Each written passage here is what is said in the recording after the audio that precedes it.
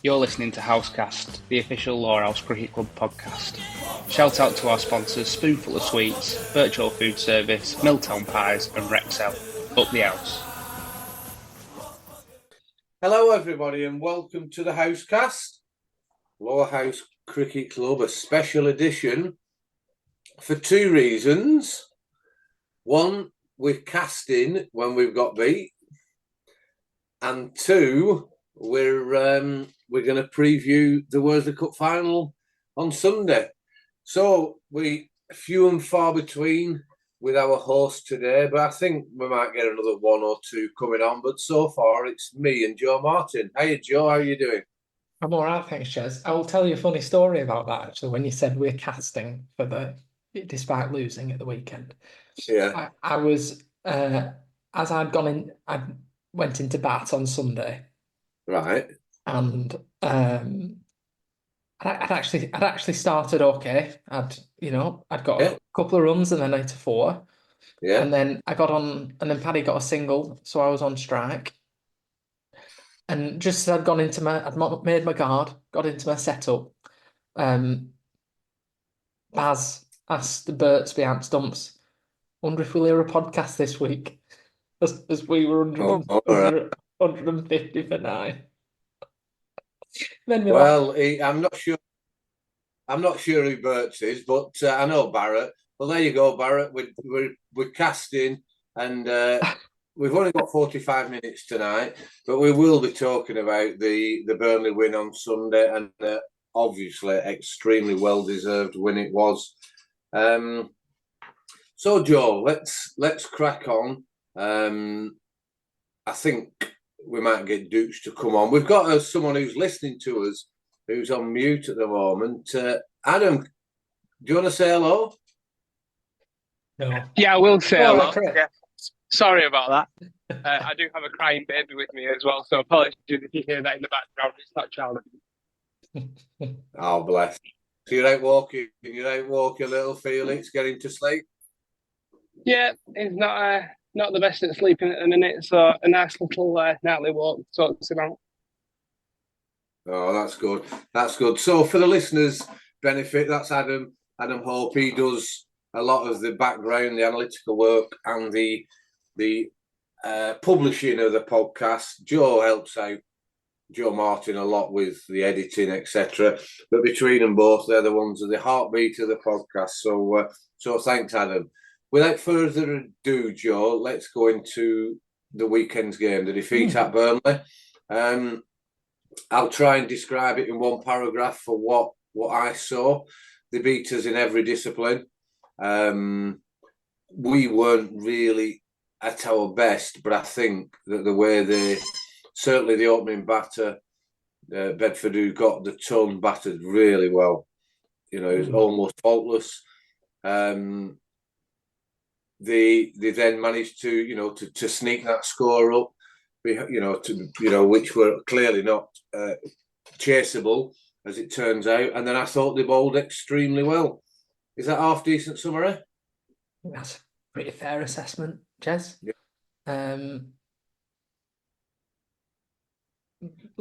Opening Liam Bedford battered extremely well. Yeah. Pretty chanceless, I would say. I can't remember a chance that he gave, actually. So yeah, he batted extremely well. Supported by his rest of the batting order. And then they backed it up with the ball as well and put us under a lot of pressure. To ultimately come out with the win. So sometimes you've just got to hold your hands up, Jez, and say, "Well played," and then crack on. But there was some really good, there were some really good things that came out of the game from our side. Hawkey bowled extremely well. Yeah, he did. Paddy came back really well and bowled well. And on the batting side, Charlie Gansler batted well at the back end, and Paddy batted extremely well as well. And it wasn't through lack of effort. It was we when we went out, we thought we could chase it, and there were actually certain points in the game where I'm sure the spectators probably thought there's no chance, but we were still actually reasonably confident of getting somewhere close. Yeah. Probably until I went in, I reckon. I reckon. To pick up some points and whatever, and ultimately we didn't do that. But yeah, it was there were some good things that still came out of the game, which is always a positive. Yeah, I agree, and as you say, two quite evenly matched talents, I think, between the two sides. I just wonder, we just kept losing the extra wicket. I agree, 6 down, 7 down. Yeah. We were still, it's 8, 9 and over, which is a task, but it were doable with this, with the talent that we've got there. But anyway, I'm quite comfortable now. The league title's gone as far as we're concerned, and I think it's over to Darwin and Burnley. I know you lads will be working your nuts off at practice and giving your all for the league game. So let's continue to support them all. Their pro were quite vocal towards the end, in an easy win, I thought. It seems, he doesn't really say a great deal unless they're going to win quite easily, when it gets tough. But that's cricket, I guess. That's cricket. We are going to move on to the preview for the Worsley Cup. But before we do, we've just been joined by, he's a top lad. He's been there, seen it all, done it all, and probably ate it all. So we'll just welcome Joe Beneducci. Hiya, Joe, you okay? Hello, gents. Yeah, all good, thank you. Sorry I'm late. I've been on the golf course with two Lowerhouse legends and one, connected with no Lowerhouse, but not a legend. Me and Blaise have just beaten Francois and Richard Johnson. Do you know Richard Johnson? Yeah, I know Richard Johnson. We played tennis with him. Yeah. Ex bar staff, I believe, at Lowerhouse. Did he play as a junior at Lowerhouse, Joe? Yeah, No? I think he did from memory. He definitely worked behind the bar. But anyway, that's why I'm late. He's a good lad. No problem, Dooch. We're going to power through this, Dooch. Okay, John good. Martin, he's got an appointment at the hairdressers at 9, so he asked that we've got about half an hour or so. All right. So we've just spoke about the Burnley game. Mm-hmm. Joe Martin got a bit of stick from some of the Burnley fielders, and it's good crack. I love it, saying that we won't podcast this week because we got beat, but obviously we don't. We don't just cast when we win. Some people suggest. Your view of the game on Sunday, it's as me and you spoke towards the end of the game, dude. From me, they were outplayed us in all departments.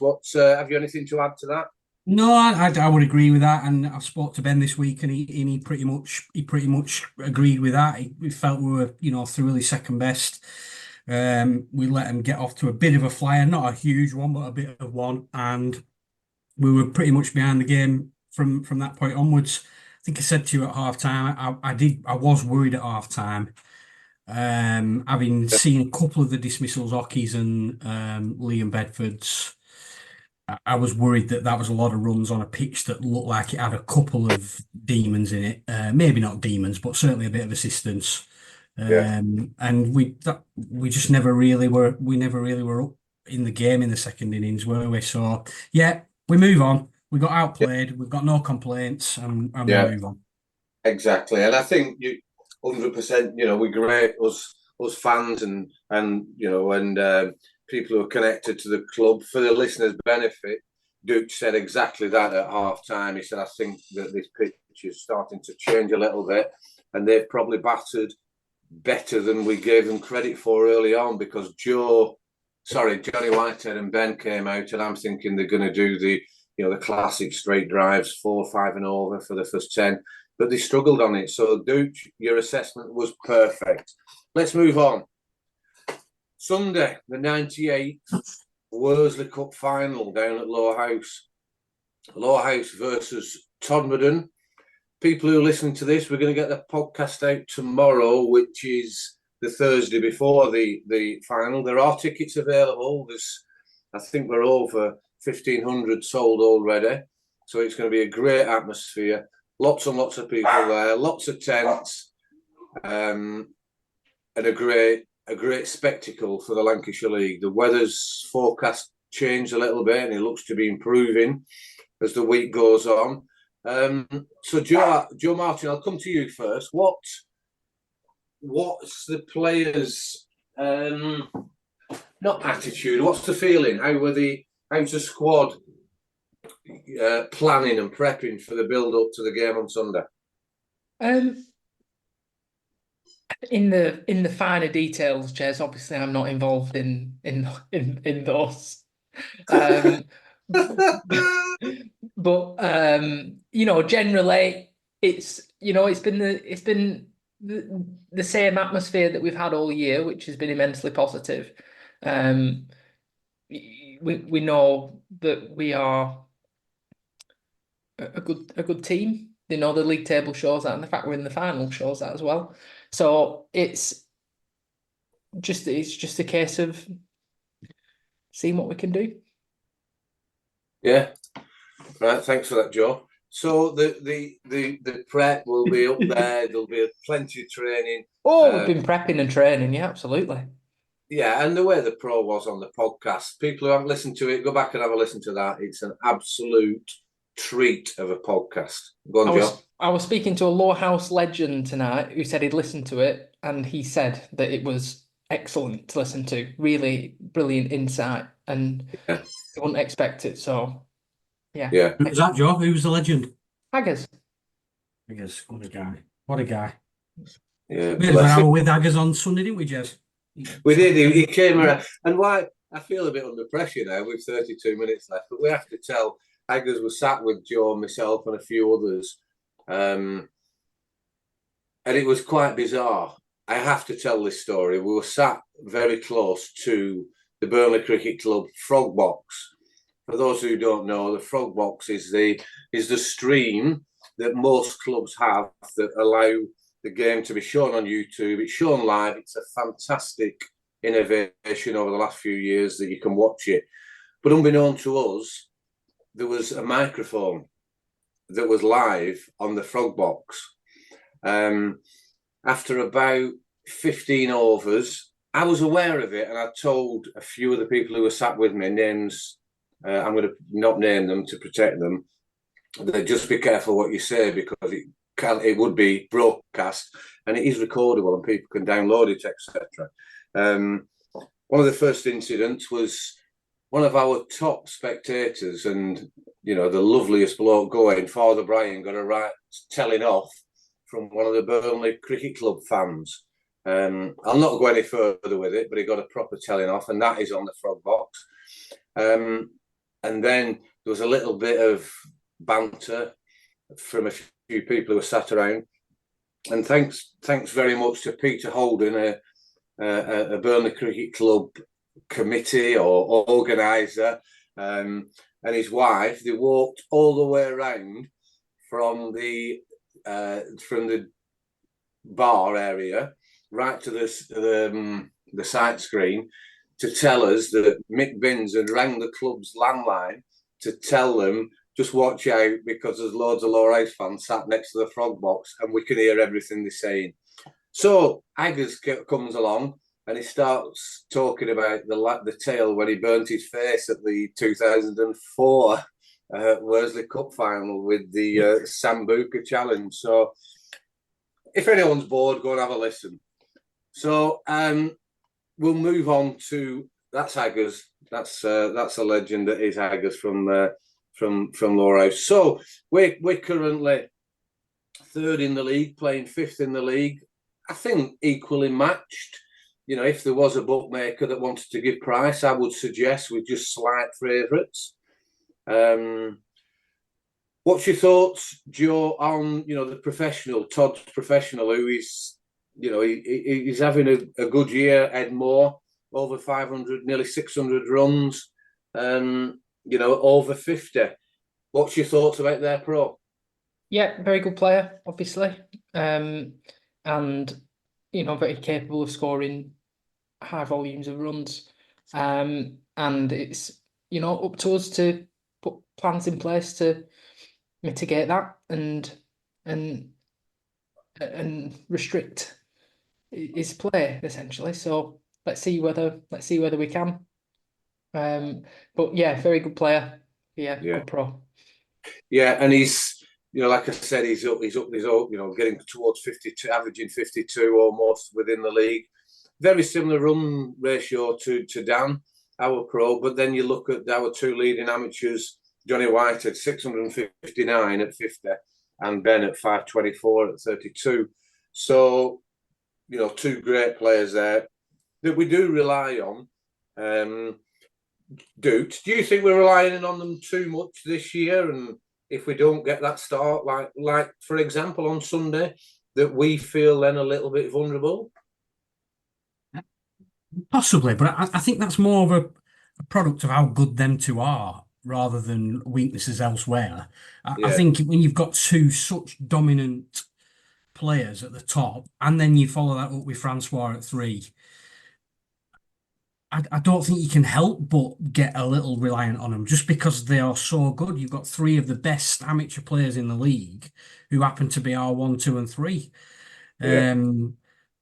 So yeah, I think that is the case, Jez. But I just think it's a natural product of how good those 3 are, rather than any perceived weaknesses elsewhere. If you look down the list of our batting card, it's strong all the way down. I mean, look at the innings Paddy played on Sunday. I mean, I know we've done Sunday, but he's a great player and he's batting at number 9 for us. Obviously, Joe's on this call, but he's Lancashire League Centurion, bats number 11 for Lowerhouse. It's crazy, really. So yeah, I do think there is a bit of a reliance on him, but I just think, like I say, that's because of how strong they are rather than anything else.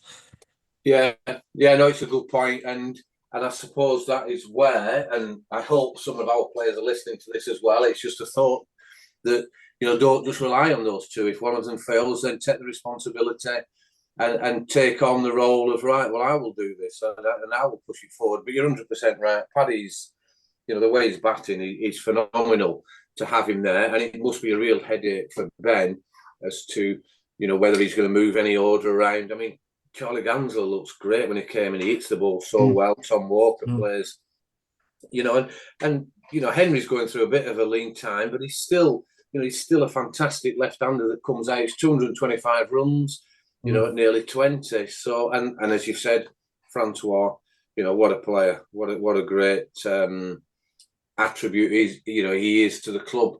I should have asked this at the start, Dooch. Can we publicise the team now? Yes, we can. Right, okay. Do you want to just go through it? Obviously, Ben, Johnny, not in a batting order. Can you go through the other 9? Yeah, well, the easiest way to do it is it was Sunday's team that played at Burnley, but with one change. It will be Francois will be coming in place of Jackson. Okay.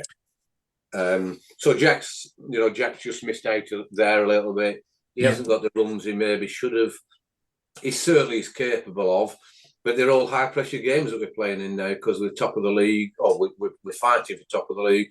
So that's it's a shame for Jack, but I don't think anyone could dispute that decision. So Francois was in, will no doubt be batting in the top 5, and then we've obviously got those 5 bowling spots that we will have to bowl the maximum 10 overs each, but we've probably got 7 bowlers when we look at it that can share that about. Joe Martin, I'll come on to you now around the Todd side. Sav, Andrew Sutcliffe, who's he's played there for donkey's years. He's 205 runs this year, and I think he got a ton against us, didn't he, last year in the league? Yeah, that's right. Yeah. I mean, what I would say about the Todd team, Jez, is that I think they're actually pretty similar to us. Actually, they're a strong amateur unit. They've got a solid set of five bowlers that they can take into a cup game where the overs are reduced even more. 10 overs each, and and bat all the way down to 11. So I think that they're a strong outfit, and they're performing well in the league too. It's not like the bottom of the league or anything, and they're in fifth place. So really closely matched, I think. Yeah, I spoke to Sav, I think, it was last Wednesday. I'm looking forward to watching them play against us. This is just my personal view. I used to like playing at Todd. I used to like playing against them. So it'd be good to welcome, the Todd players and the spectators down for a fantastic occasion. Wicket-keeping at Todd's hard, Jez. Yeah? Yeah, it's not easy. What, because of the black background? No, the ball wobbles a lot. Right. So prone to dropping them there. Well, it's a good job we're not playing at Todd then, isn't it? Very much so. Do we think, gents, sorry to butt in, but do we think that Saturday's game, what do we think, how much of a bearing does that have on Sunday's game? Good question, Joe. I know, what a great point. I'll let you answer that, Joe, but I thought of that this afternoon to bring it up, and then I've completely forgot it. Crikey, and it's happened quite a lot just recently. So, Joe Martin, as players, what happens Saturday happens. How do you all feel as players? Well, obviously we got to the final last year as well, and I think unfortunately last year I think it probably did play on our minds a little bit. Because we played Littleborough on the Saturday and then on the Sunday, obviously, because that's the point we're talking about. And therefore, I think that we probably thought a little bit too much about it on the Saturday, about some of their players and so on. So I think you learn from your previous experiences. So if you win, great, take momentum into the Sunday. If you don't, then you've just got to forget about it, and it's a whole new game. And another set of 50 overs each, you get another go. So I think take the positive approach from whatever happens, I reckon. Crikey, it's what a really good subject is that, so if Todd play very well on Saturday and we don't perform and we get beat, I'd like to think we've learned from last year in that it doesn't really matter. You've got to move on and play the next game separately, because I do think it did affect you all last year. But it's, it is what it is. That's a really good saying that everyone's using at the moment. I mean, the thing, ultimately, you can't do anything about it, can you? We can't go to the league now and say, well, what we'll do is we'll swap for the week after. I don't think that'll go down well. No, I don't think they'd have that. No.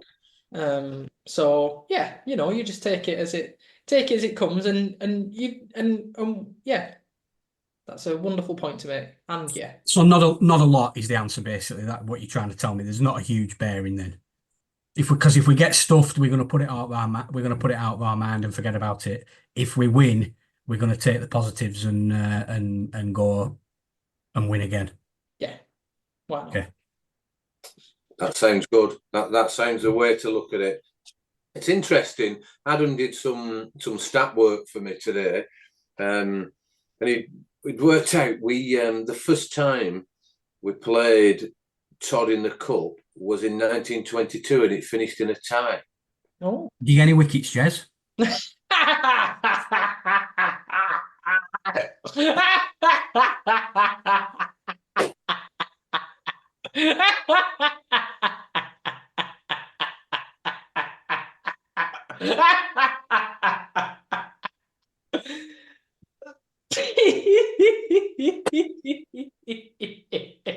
I wasn't expecting that.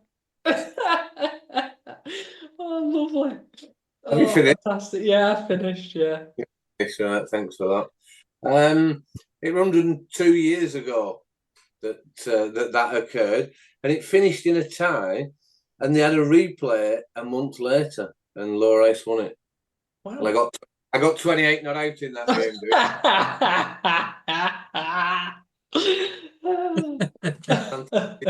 Another stat for you all, and I'm not sure who knows it, and I hope if I got this wrong, I hope Adam will chirp up.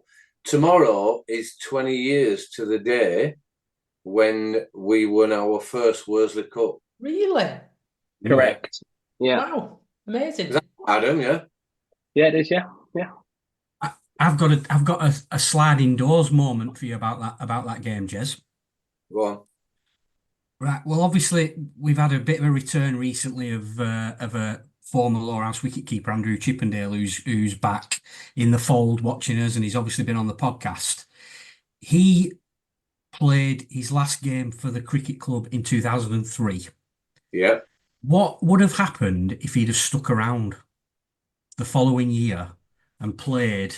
Because obviously that year we kind of bodged it with wicket keepers, and Charlie kept wicket in well, pretty much most of the year. Certainly did all the Worsley Cup games.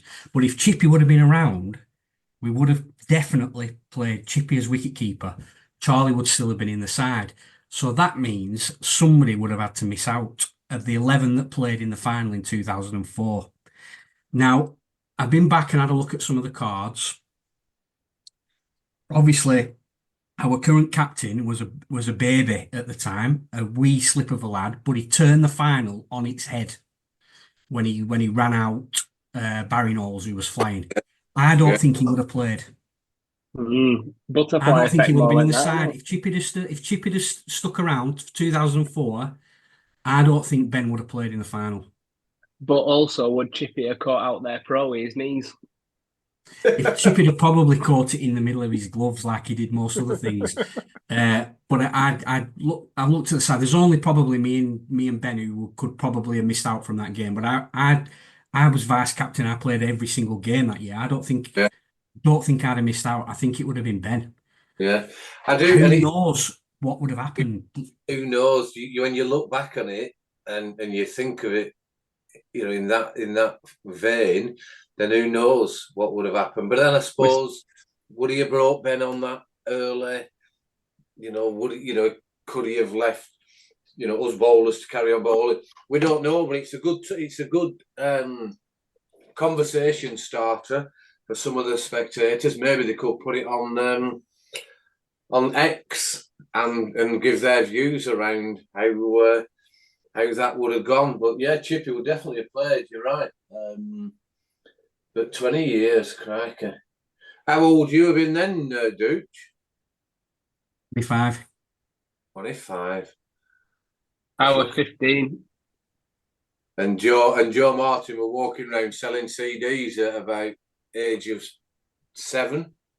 I was 10. 10. There's a photo of you, Johnny Whitehead, and Mark, isn't there? I'll use that as the cover artwork for this episode. One of my favourite photos.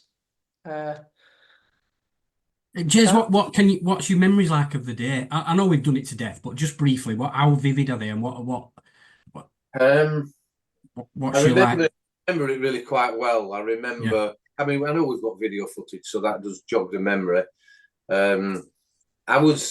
We've had these conversations previously. I was knackered. I was struggling bowling, with properly running in and things like that. And Matt did a great job in bowling me from, in short bursts.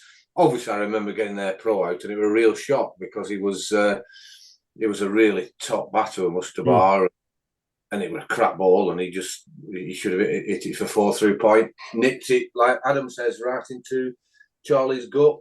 But I can still remember, I can't remember what I was doing last week, but I remember thinking that when Charlie and Blaise, the way that the game was going, that we were going to win it. I didn't feel that we were ever going to lose it because of what happened in the semis. Yeah. I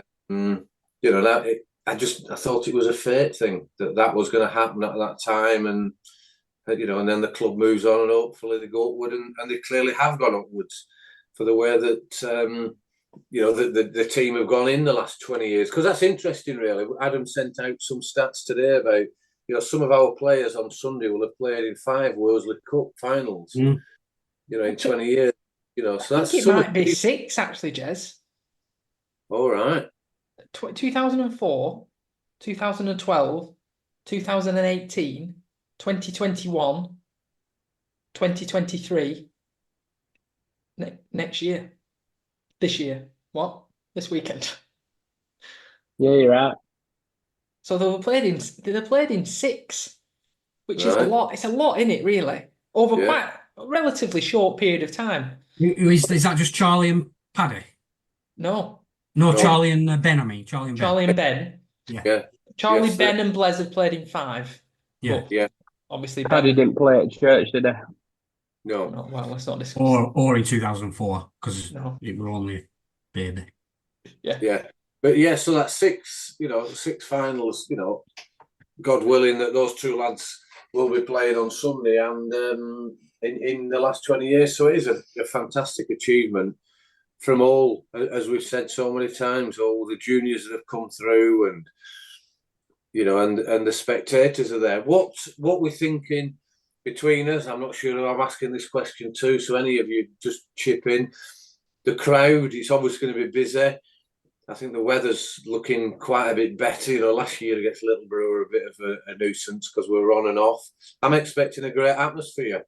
Are the tents up yet? Do we know? Has anyone seen? Yeah, I'm here, Jez, reporting live from Lowerhouse Cricket Club West End room, where I can see the tents in all their glory. And I mean, the other thing, Jez, it's really nice to have 2 Lancashire League founder members, right? In the final. That's a really nice thing. I think. Yeah, good. So and Todd hasn't won it since 2000, so it's a good few years for them as well, isn't it? Yeah. So it'll be a good show, I hope. So yeah, let's see what we get. And again, let's have a bit. I'll come to you, Dooch, in a minute, mate, from the committee point of view. But just to give it to the spectators, the likes of Frank Henty and Matt Stanley and the people, and obviously Stan and the ground staff, Waddo and Roger Watson. What an effort they put in to get it to where it is. It takes so much organising to getting the money in, to selling the tickets, selling the tents and everything. As far as the committee go, Dooch, is there any stories you can tell us? Any dramas? Is there anything that that Matt Stanley's panicking about?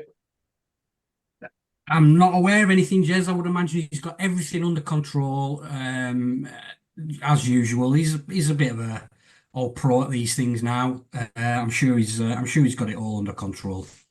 Yeah, I'm sure they have. It's so good to see. It is still donkey work, A lot of us will be down there on Sunday morning to sort, the final bits out. Marshalled by Frank Entwistle. I never thought I'd hear myself say that 25 years ago, that Frank Entwistle would be marshalling anyone. Frank's done a good job with the tents and the hospitality benches. Oh, wonderful. He does a magnificent job, Frank. Do you know what I mean? Put the beer order in with Birchall, so that's getting delivered Friday morning. And that's just for him? Yeah, exactly. So that'll be fantastic. What we need to do somehow, whether it's us podcast people, we just need to maybe get quickly together a cup final song, something like along the lines of Airport Run on Mondays, Tossing It Off on Tuesdays, Snoop again Wednesday, Mum and Dad stopping on a Thursday, and Walking Bird's Dog on a Friday and Saturday, and then Shield Thunder. We maybe need to just record that. Let's get Mark Whitehead back in the studio to get a recording done. I was sat at work when I read that. Sat in the middle of an office in Manchester. That was fantastic. I read it. Oh, it was wonderful. As you can obviously imagine, my laugh holds no. Yeah, what a great reply. Right, so have we much else to discuss around the final that we need to put out there from either of you? I think really for me, Jez, just let's have a lovely day. Yeah, let's have a lovely day. Joe Martin, have you got another 5 minutes? Yes, I have. Why don't we draw June and July's? Oh, let's do it. Kenneducci can stay on as well. I'm sticking around. Yeah, I of like course, to hear what Jez has got to say about the winners. Yeah, Dukes. We need Dukes to be on. So we have got, if you don't mind getting your balls ready, please, Joe. 1 to 177. We've got about. Jez, before we start, me. sorry, have we sorted Chippy's numbers out? Yeah, I'm just going to go through that. We have got 2 new members that will be included in the June and July draw, with 2 draws to do. The first lady who has joined the Lowerhouse Draw is Trina Hardacre. Thanks very much, Trina, for joining. Her son plays in the junior teams, and she's taken up number 9. And then we've got Chippy, who's like he disappeared for however 20 years, and then he's non-stop. He's all over everything. He's loving it. And Chippy's number is number 22. Jez, so the other thing is, sorry, I keep interrupting you. I'm terribly sorry. It's all right. John Briley, our senior head coach, also wants a number. Well, you have told me before. Right. Well, because we've let John down, I'm going to write this down so I can update everything tomorrow or at the end of this call.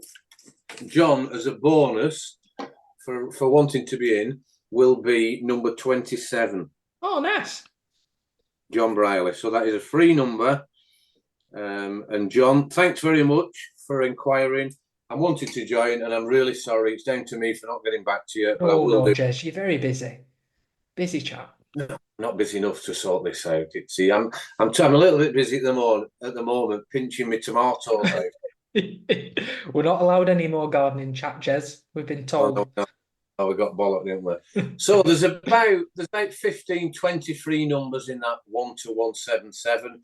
So please, anyone who wants to join, £5 a month, standing order. It's really easy, and you could be part of this good thing and this raising money for the cricket club. So June, the first prize, please, Joe Martin.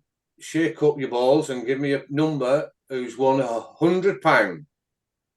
116. Number 116, crikey. Alec, he's been in for donkey's years, Alec Laraway. Oh, nice. I saw him on the weekend. Yeah? Yeah, nice chat. Yeah. So hang on a minute, I better write these down. I did this once and then I hadn't wrote anything down. I had to ring Adam to ask, could he listen to the recording? I will be listening to it tomorrow. I'll be editing it, won't I? Send you if you want. I think it's only professional that I'll have to write it down. So 116. This is for the June 2024 draw. £100. Alec Laraway. Well done, Alec. Next number. Work experience with Alec Laraway, Jez. Oh, did you wear that?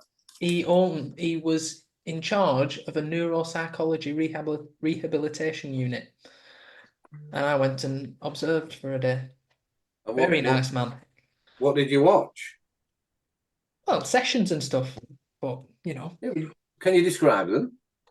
Yeah, they were just like psychological patient confidentiality. Yeah. Yes, very much so. Right. It was really interesting. It was great. Led me onto the career path. Were they trying to get into what were it like? Trying to get into Frank Entwistle's head? The next number we need, Joe, is for £80 for the June draw. £80. The number is number 36. Number 36. Let's have a look. It's like multitasking, this, isn't it? Oh, it's free. Oh, shake them up. Here we go. Number is free. Can you draw that again, please? I'll cross out 36. Oh. Number 117. Number 117 is Irene Holstead. Well done, Irene. Irene's been in for a number of years. In fact, I think she won not long ago. Let me just double check. In fact, Irene won £50 in May. Oh, nice. Wow. Tom Halstead's grandma, is it? Yes. Yeah. Tom Halstead, yeah, because Tom got me the details to send me the money to. So fantastic. Well done, Irene. Another £80 coming your way. Thanks very much for continuing to contribute to the cricket club. Next number, please, Joe. 158. They're all big numbers, these, Joe. I know Can you they not are. draw They're any small numbers random. out? They're random. Joe, you look like a witness of Crime Watch at the minute. 158. Dave Atkinson. Dave joined.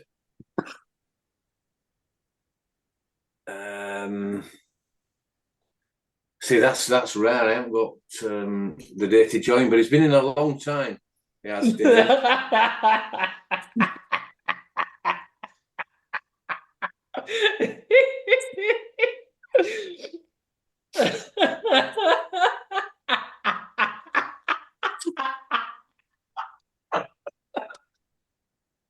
Well done, Dave. Well done. Yeah, good work. Thanks for supporting the club.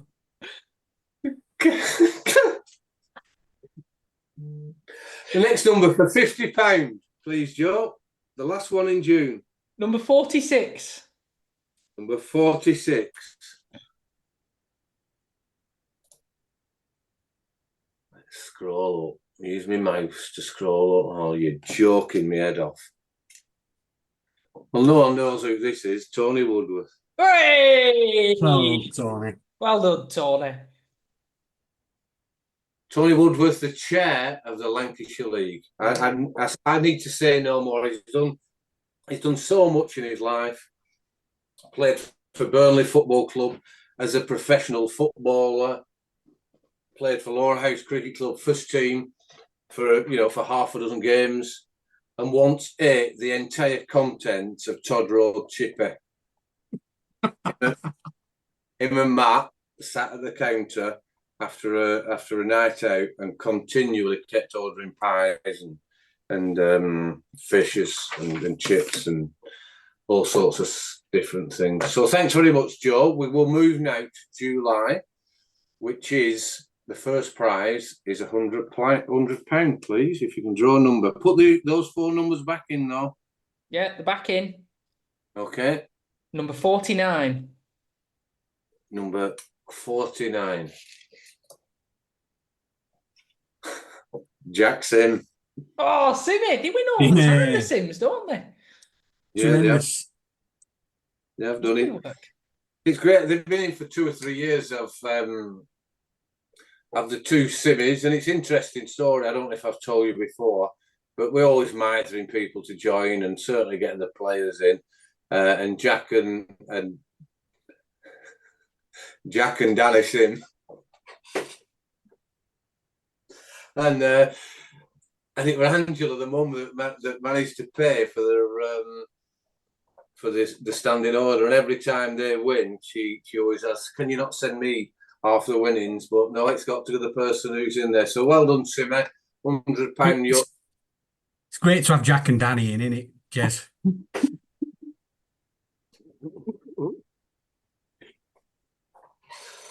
Well done, Jack. That's a well-deserved £100 coming your way. Joe, next number, please, for £80. 124. 124. Let's have a look. 124. Well, this is a popular winner. She's been in for a long, long time. Wife of a very, very popular ex-player. It's Leanne Finch. Well done. Oh, brilliant stuff. You'll be able to tell him on Friday, Joe. Yeah, I'm seeing him on Friday, yeah. Right, golfing? Yeah. Oh, that's nice. Yeah, we'll pass on our regards to him. So it's £80 on its way over to Leanne. Thanks very much, Leanne, for your continued support. Next number, please, Joe, for £70. 105.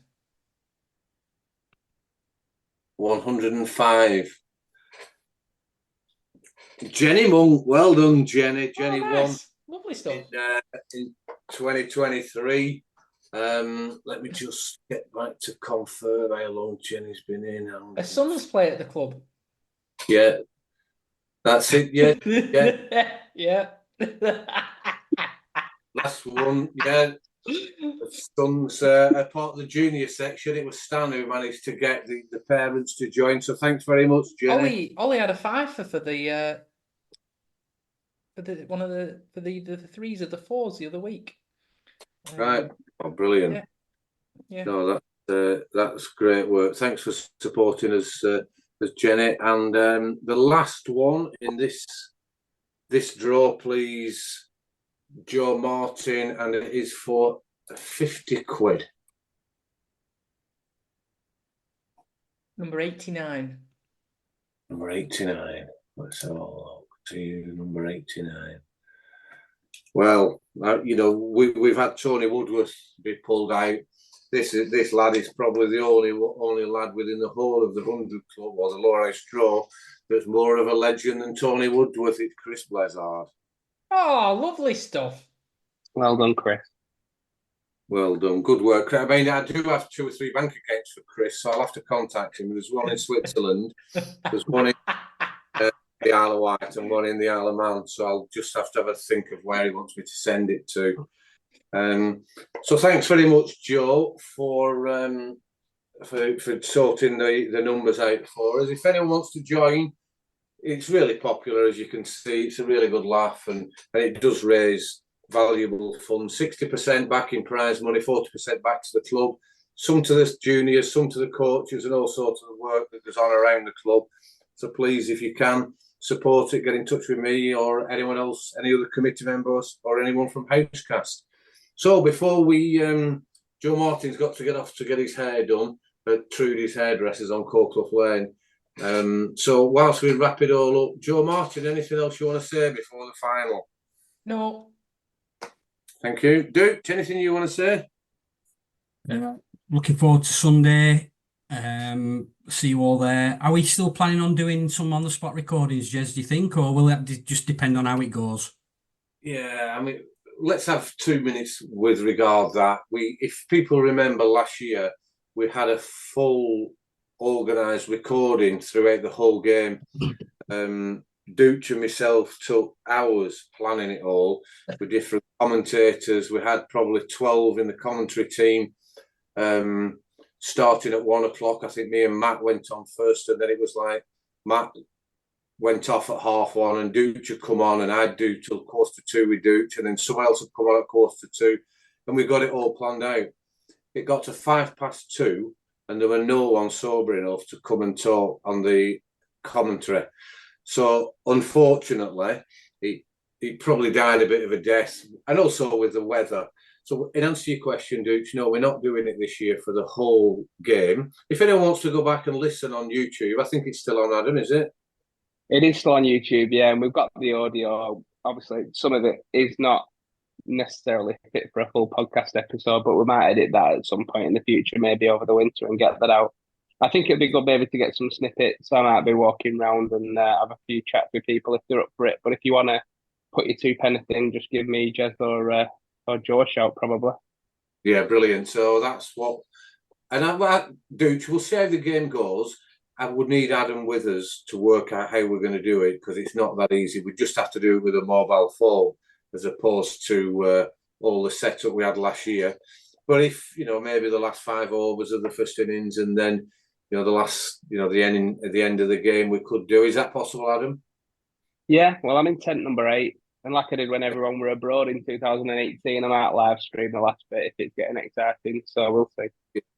Yeah, that's a great idea. I'm sure you'd be available, Duke. You're always a sensible one for us to help out with the commentary.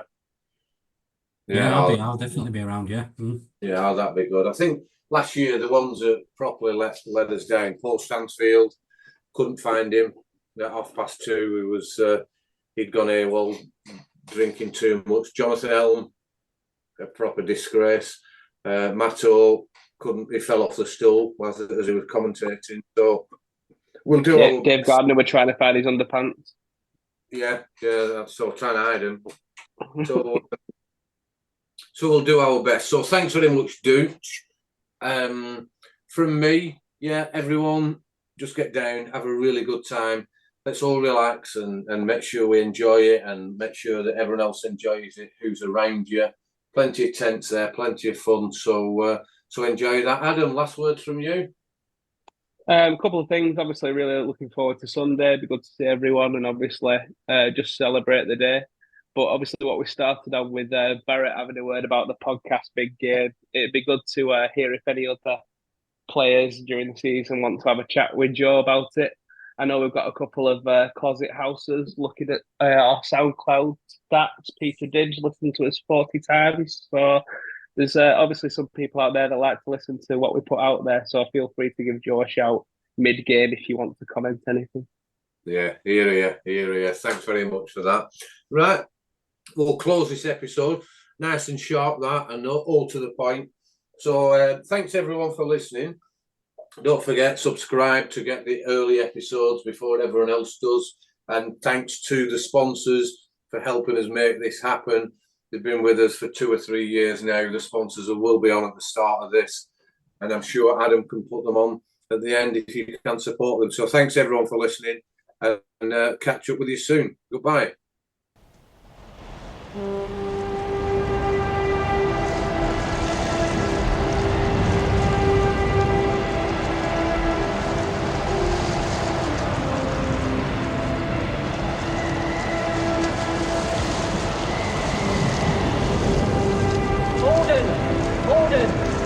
Send more house to save the house.